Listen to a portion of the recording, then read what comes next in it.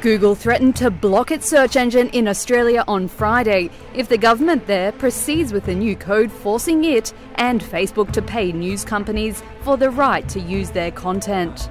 Australia looks set to pass laws that would make tech giants negotiate payments with local publishers and broadcasters for what's included in search results or news feeds. And if they can't strike a deal, a government-appointed arbitrator will decide the price.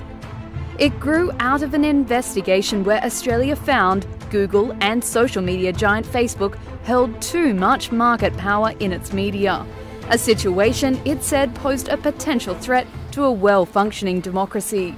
Google's local managing director, Mel Silver, called the code overly broad. She says the company faces what it calls, quote, the unmanageable financial and operational risk under the code, and that this is grounds for shutting down search in Australia.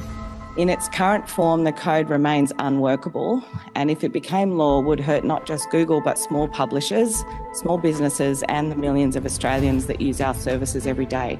The US government also piled pressure on Australia on Tuesday to scrap the proposed laws.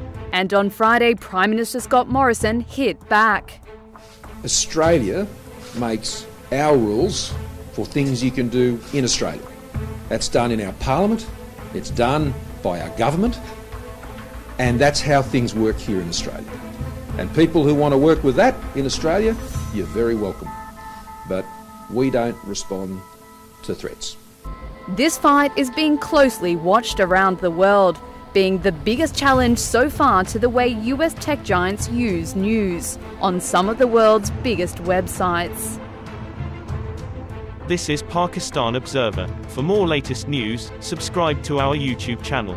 Thank you.